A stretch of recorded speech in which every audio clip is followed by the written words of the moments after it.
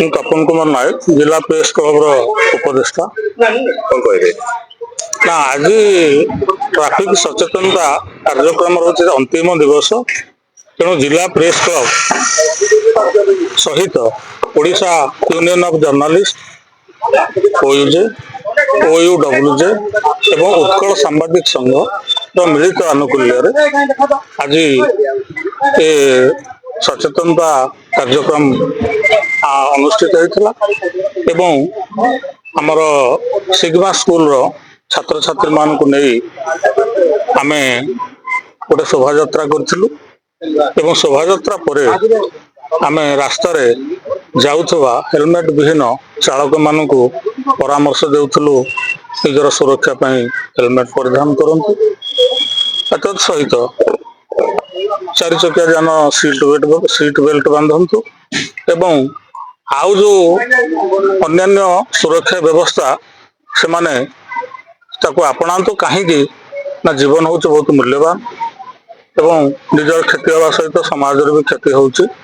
ତେଣୁ ସେ ବାବଦରେ ଆମେ ସବୁ ଚାଳକ ମାନଙ୍କୁ ଆମେ ଆଜି ସଚେତନ କଲୁ ଏବଂ ତାପରେ ଆମର ଆଜି ମୁଖ୍ୟ ଅତିଥି ଆସିଥିଲେ ପୋଲିସର ଉପରିସ୍ଥ ଅଧିକାରୀ, ଆମର ସହକାରୀ RTO ଖୋର୍ଦ୍ଧା ଏବଂ ଅନ୍ୟାନ୍ୟ ଅଧିକାରୀ ମାନେ ଆଜି ଆମ ସହିତ ସାମିଲ ହେଇଥିଲେ, ଆମକୁ ସହଯୋଗ କରିଥିଲେ।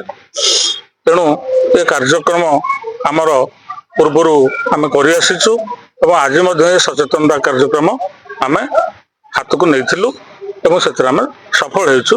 ବହୁତ ଖୁସି ଲାଗୁଛି। ମୁଁ ଶ୍ରୀ ଅରବିନ୍ଦ ନାୟକ, ଆଡିସନାଲ RTO ଖୋର୍ଦ୍ଧାରେ ମୁଁ additional RTO Khordha Shri Arvind Nayak.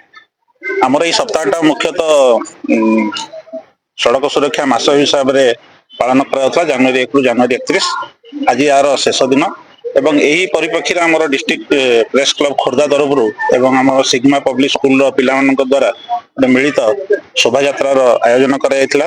Road safety ବିଷୟରେ ବିଭିନ୍ନ ଆଲୋଚନା ଚକ୍ର ହେଇଥିଲା ଏବଂ ଆମର ସାମ୍ବାଦିକ ଭାଇମାନେ ଖୋର୍ଦ୍ଧାର ଏହାକୁ ଆୟୋଜନ କରିଥିଲେ। ଆମେ ମୁଖ୍ୟତଃ ଦେଖୁଛୁ ରୋଡରେ ଗାଡି ଚାଳନା ବେଳେ ଲୋକମାନେ ଟ୍ରାଫିକ ନିୟମର ପାଳନ କରୁନାହାନ୍ତି।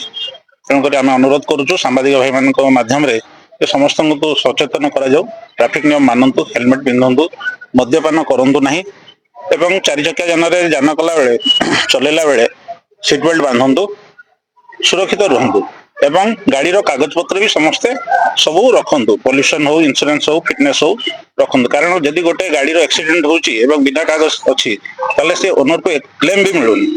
ଆମେ ଦୁଇ ଚକିଆ ଯାନ ହଉ କି ବଡ ଗାଡି ହଉ ସମସ୍ତର କାଗଜପତ୍ର ଯାଞ୍ଚ କରିବେ, ନିଜର କାଗଜପତ୍ର ତନଖି କରିକି ଅପଡେଟ କରିବେ ଏବଂ ଟ୍ରାଫିକ ନିୟମ ମାନିବେ। ଏହା ଆମର ଏଇ ମାସର ସନ୍ଦେଶ ଏବଂ ଏଥିରେ କୁହାଯାଇଛି ସଡ଼କ ସୁରକ୍ଷା, ପରିବାର ରକ୍ଷା ଏବଂ ସୁରକ୍ଷିତ ଫେରନ୍ତୁ। ଆମେ ରାସ୍ତାରେ ଯେତେବେଳେ ଯାଉଛୁ, ଘରୁ ବାହାରୁଛୁ, ଦୁଇ ଚକିଆ ଯାନ ହଉ, କାର ହଉ, ବସ୍ ହଉ, ଯୋଉଥିରେ ବି ଯାଉଛୁ, ଆମେ ଜାଣିନୁ ସୁରକ୍ଷିତ ଫେରିବୁ କି ନ ଫେରିବୁ। ତେଣୁକରି ନିଜେ ଡ୍ରାଇଭିଂ କଲାବେଳେ ନିଜେ ସୁରକ୍ଷିତ ରୁହନ୍ତୁ ଏବଂ ଅନ୍ୟକୁ ବି ସୁରକ୍ଷା ଦେଇକି ଯାନ ଚଳାନ୍ତୁ। ଏତିକି କହିକି ଧନ୍ୟବାଦ।